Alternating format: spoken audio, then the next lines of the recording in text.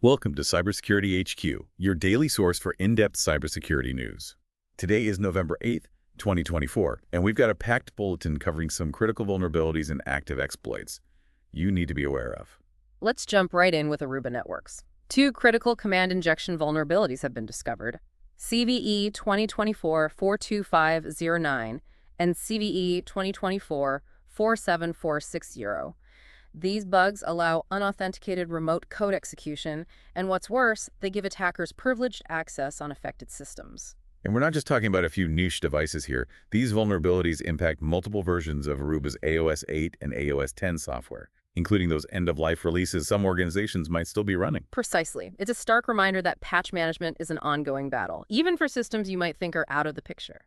The good news is that HPE has released patches in their latest software updates, and it's worth noting that these vulnerabilities were initially uncovered through their bug bounty program. Okay, so patches are available, but what about those organizations that can't patch immediately? What can they do to mitigate the risk in the meantime? There are a couple of things you can do right away. For those running AOS 8, enabling cluster security will help. And if you're on AOS 10, blocking UDP port, AD211 will reduce your exposure. But ultimately, patching is the most effective solution. This is especially critical for IoT security, wouldn't you say? We're seeing more and more of these devices integrated into critical infrastructure, and any vulnerability can have a ripple effect. Absolutely. The convergence of IT and OT means that security needs to be a top priority across all systems. Now let's move on to another vulnerability that's making headlines: CVE 2024-5910, which impacts Palo Alto Networks Expedition tool. This one's under active exploitation, which always raises the alarm bells. And what makes this vulnerability particularly troublesome is that it was actually patched back in July. But we're still seeing attackers exploiting it in the wild. It just goes to show how crucial timely patch management really is. It's a classic example of the gap between patch availability and patch adoption. Attackers bank on the fact that many organizations lag behind in their patching cycles. So for those who might not be familiar with this specific vulnerability, can you break down what it allows attackers to do? Sure. It's a critical missing authentication vulnerability, which means attackers can potentially hijack administrator accounts, and once they have that level of access, they can manipulate sensitive configurations, potentially wreaking havoc on the network. And we've actually got some additional insights into how this vulnerability is being used. The cybersecurity firm Horizon3.ai released a detailed technical analysis of CVE 2024-59 Silo and some related expedition vulnerabilities. They found that this particular flaw is being leveraged in targeted attacks during configuration migrations. What's interesting about that is it demonstrates how attackers are adapting their tactics to exploit specific tools and processes. They're not just blindly scanning for vulnerabilities, they're strategically targeting weaknesses in how organizations operate. And to add to the urgency, the Cybersecurity and Infrastructure Security Agency has mandated that all federal agencies address this flaw by the end of November. That emphasizes just how seriously they're taking this, even if the Expedition tool itself might not be as widely used as some other Palo Alto products. It underscores the point that any vulnerability, even in a less popular tool, can have significant consequences if exploited by a skilled attacker. Now let's shift our focus to a specific threat actor group: North Korea's Bluneroff. They're notorious for their financially motivated cybercrime, and they've launched a new campaign dubbed Hidden Risk. What's alarming is they're targeting macOS users this time. That's significant because macOS has a reputation for being more secure than other operating systems. So it's a wake-up call for those who might have been lulled into a false sense of security. Can you tell us more about how this campaign works? It starts with phishing emails, but these aren't your typical spam messages. The attackers are using cleverly disguised cryptocurrency-themed PDFs to deliver the malware payload. What's impressive is that the malware is designed to bypass Apple's latest security features. That sounds pretty sophisticated. How are they managing to get past those defenses? It's a multi-pronged approach. The malware itself was signed with a revoked Apple developer ID, which helps it evade initial scrutiny. It also employs advanced persistence techniques to stay embedded in the system even after a reboot. And to further complicate detection, it communicates with the command and control server to receive instructions and exfiltrate stolen data. And as you mentioned, their targets are primarily in the financial sector, right? Yes, they're going after cryptocurrency firms and DeFi organizations, which aligns with Bluneroff's history of targeting high-value financial assets. This campaign is a stark reminder that no operating system is invulnerable, and that even the most secure systems can be compromised if users fall victim to social engineering tactics. Okay, let's take a step back and look at the bigger cybersecurity landscape for a moment. Global information security spending is on the rise, and Gartner predicts it will exceed $212 billion by 2025. That's a 15.1% increase from current levels, which shows just how seriously organizations are taking cybersecurity these days. But here's the paradox. Despite these massive investments, breaches related to human error continue to plague organizations. Verizon's data breach investigations report found that a staggering 68% of breaches still involve the human element. It seems that no matter how much technology we deploy, human fallibility remains a significant weak point. We've seen a prime example of this recently with the MGM Resorts ransomware incident. Social engineering tactics allowed attackers to bypass their advanced defenses and wreak havoc.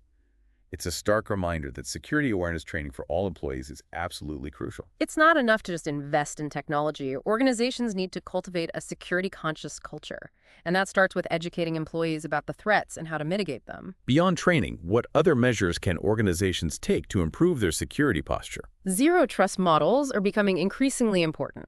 The basic premise is to assume that no user or device can be trusted by default. This approach forces organizations to verify every access request, reducing the attack surface significantly. And of course, multi-factor authentication should be mandatory for all critical systems and data. Speaking of new technologies, AI-powered security solutions are gaining a lot of traction. One company that's making waves in this space is Embed Security. They just secured $6 million in funding to further develop their agentic security platform. For those who might not be familiar with this type of platform, can you give us a quick rundown? Sure, an agentic security platform is essentially a system that can autonomously detect and respond to threats. Embed Security's platform is designed to assist security analysts who are often overwhelmed by the sheer volume of alerts they need to sift through. By automating threat detection and investigation, Embed aims to free up analysts' time so they can focus on more strategic tasks. And it seems like their approach is resonating with organizations that are struggling to keep up with the ever-increasing number of threats. They've already got early adopters in sectors like automotive and insurance, which are industries grappling with complex security challenges. Embed Security is a prime example of how AI can be leveraged to bring scalability and adaptability to security operations. But AI isn't a silver bullet, and it's essential to remember that attackers are also leveraging AI to enhance their capabilities. That's absolutely right. It's an ongoing arms race, and security professionals need to stay ahead of the curve by understanding how AI is being used by both sides. Okay, let's move on to another threat that's been making the rounds, a crimeware campaign dubbed StealFox.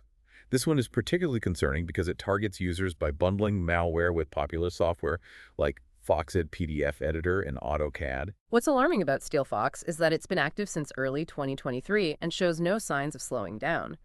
The malware bundle itself includes a cryptocurrency miner, which siphons off your computing resources to generate cryptocurrency for the attackers, and an info stealer designed to steal sensitive data like passwords and financial information.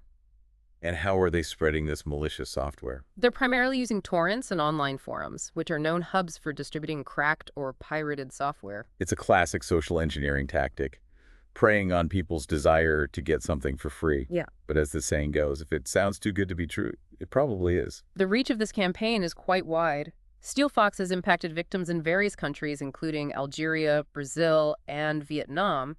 It's a global problem and a reminder that organizations and individuals need to be vigilant about their software sources. Sticking to official repositories and employing robust endpoint protection solutions is crucial to mitigating these types of threats. Speaking of patching elements, Cisco has been busy addressing critical vulnerabilities in some of its products. They recently patched a command injection vulnerability, tracked as CVE 2024-2004-18, which received a perfect 10 on the CVSS severity scale.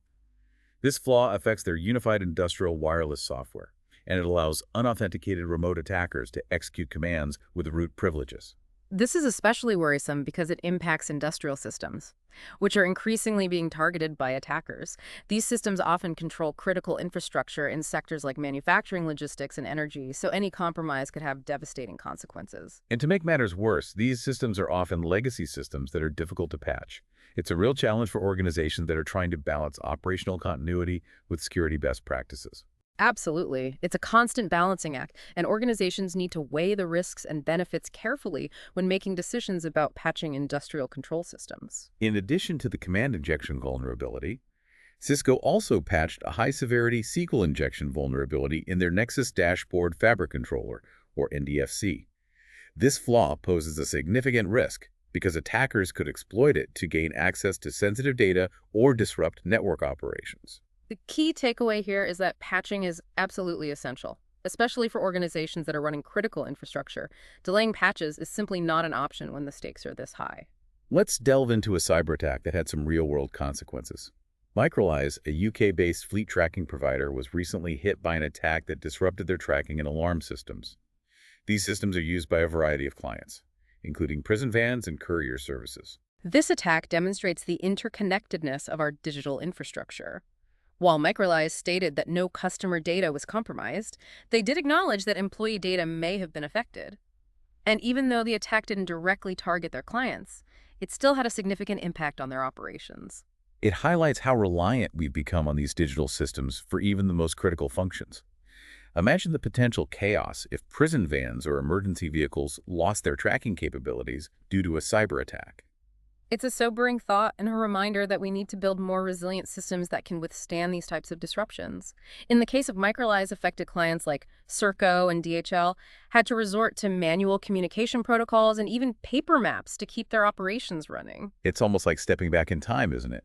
But it also underscores the importance of having robust incident response plans. Organizations need to be prepared to act quickly and decisively when a cyber attack occurs. They need clear communication channels, well-defined roles and responsibilities, and pre-rehearsed procedures to minimize disruption and get back on their feet as quickly as possible. Now let's wrap up this first part of our deep dive with a look at a new threat that's emerged in the financial sector. Researchers from Cleafy have discovered a new Android banking Trojan called Toxic Panda. This one is particularly troubling because it's linked to Chinese-speaking threat actors who are now targeting European users. This represents a geographic shift for these threat actors, Yeah. who have typically focused on Southeast Asia. It seems they're expanding their operations and going after new markets. And Toxic Panda is armed with some advanced capabilities, wouldn't you say? Absolutely. It leverages remote access Trojan or RAT capabilities to bypass multi-factor authentication. Once it has access to a device, it can steal funds directly from banking apps without the user even realizing it. It's a stealthy and sophisticated piece of malware. They've infected over 1,500 devices already, indicating that this is a serious and growing threat. Financial institutions are facing an uphill battle trying to keep up with these evolving threats. They need to enhance their app security measures and implement robust fraud detection systems to combat these advanced Trojans. But user education is also paramount. That's right. We need to raise awareness about the risks of downloading apps from untrusted sources, clicking on suspicious links, and granting unnecessary permissions to apps. Well, we've covered a lot of ground in this first part of our deep dive, but there's more to come. Stay tuned for part 2, where we'll continue our exploration of the latest cybersecurity news and insights. Welcome back to Cybersecurity HQ's Daily News Update. We've got more ground to cover, so let's dive right back in. A recent report highlighted the increasing use of steganography by cybercriminals. Steganography, for those who aren't familiar. Can you explain what that is? Of course. Steganography is the practice of hiding information within other seemingly innocuous files, like images, audio files, or even video. It's like a digital version of an invisible ink. So how are cybercriminals using it? They're using it to conceal malicious code, stolen data, or even commands for botnets. It allows them to bypass traditional security measures that scan for known malware signatures because the malicious content is hidden within the seemingly harmless files. That's pretty sneaky. What can be done to detect and prevent this type of attack? Well, it requires more specialized tools that can analyze the content of files for anomalies. That might indicate hidden information.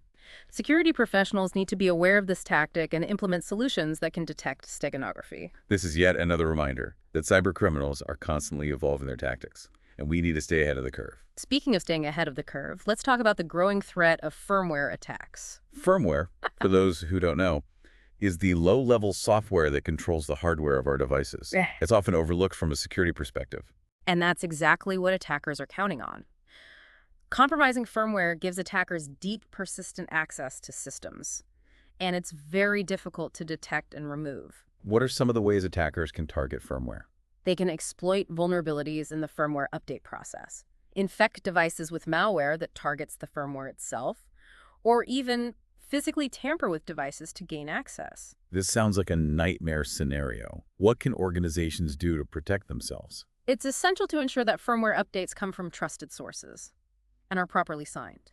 Organizations should also implement strong access controls to prevent unauthorized modifications to firmware.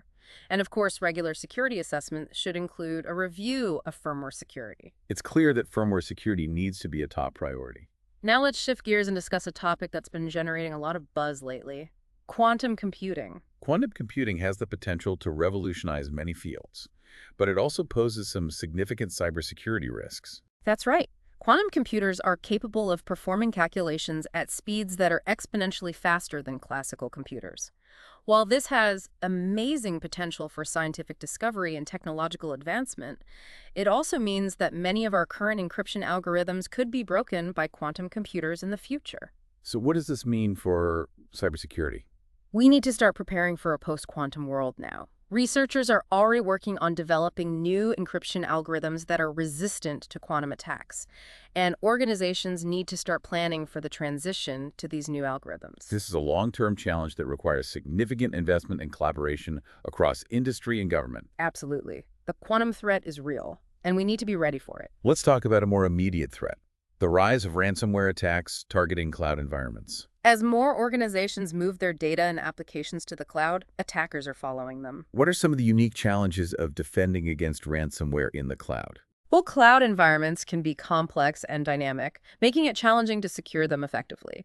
Additionally, organizations often have shared responsibility for security in the cloud, which can lead to confusion and gaps in protection. So what can organizations do to mitigate the risk of cloud ransomware attacks? It starts with understanding the shared responsibility model and ensuring that all parties are fulfilling their security obligations. Strong access controls, regular data backups, and incident response planning are also essential. Well, let's not forget about the human element. That's right. Employee training on phishing and social engineering tactics is crucial to prevent attackers from gaining initial access to cloud environments. It seems like we're seeing a new supply chain attack almost every week. Unfortunately, that's not an exaggeration. Supply chain attacks are becoming increasingly common and sophisticated. For those who aren't familiar, can you explain what a supply chain attack is? A supply chain attack targets an organization by compromising a vendor or supplier that they rely on. By infiltrating a trusted third party, attackers can gain access to their ultimate target systems or data. Why are these attacks so effective? Because they exploit the inherent trust that organizations place in their suppliers. Organizations often don't have the same level of visibility or control over their suppliers' security practices, which creates an opportunity for attackers. What can be done to mitigate the risk of supply chain attacks? Organizations need to conduct thorough due diligence on their suppliers, including assessing their security posture. They should also establish clear security requirements for their suppliers and monitor their compliance regularly. It's a reminder that cybersecurity is not just about protecting your own organization, but also about ensuring the security of your entire ecosystem. Let's talk about another trend that we're seeing: the increasing use of artificial intelligence, AI, by both attackers and defenders. AI is a double-edged sword in the cybersecurity world, isn't it? Exactly. On the one hand, AI can be used to automate security tasks, analyze vast amounts of data to identify threats, and even predict attacks before they occur. But on the other hand, attackers are also using AI to develop more sophisticated malware, automate phishing campaigns, and even create deepfakes to impersonate individuals. It's an AI arms race. Precisely. As AI technologies continue to evolve, we can expect to see both sides leveraging them in increasingly innovative ways. This is why it's so important for cybersecurity professionals to stay up to date on the latest AI trends and develop the skills necessary to defend against AI-powered attacks. Yeah. Speaking of evolving threats, let's talk about disinformation campaigns, which seem to be on the rise. Disinformation, or the spread of false or misleading information, is a growing problem with serious implications for cybersecurity. It can be used to manipulate public opinion, sow discord, and even interfere with elections. And it can spread very quickly and easily through social media and other online channels. It's a real challenge to counter disinformation campaigns because of the speed and reach of online communication. So what can be done to address this problem? It requires a multifaceted approach. Social media companies need to take steps to identify and remove disinformation from their platforms. Governments need to develop strategies to counter foreign interference, and individuals need to be more discerning about the information they consume and share online. Media literacy is more important than ever in today's digital landscape. We need to be critical thinkers and be wary of information that seems too good to be true or that confirms our existing biases. Now let's discuss a trend that has both positive and negative implications. The growing use of the Internet of Things, IoT. The IoT has the potential to connect billions of devices, creating new opportunities for efficiency, convenience, and innovation. But it also expands the attack surface exponentially. Many IoT devices are designed with security as an afterthought, making them easy targets for attackers. And the consequences of an IoT attack can be significant. Imagine a scenario where an attacker gains control of a network of connected cars or medical devices. The potential for damage is enormous. So what can be done to secure the IoT? Manufacturers need to prioritize security in the design and development of IoT devices.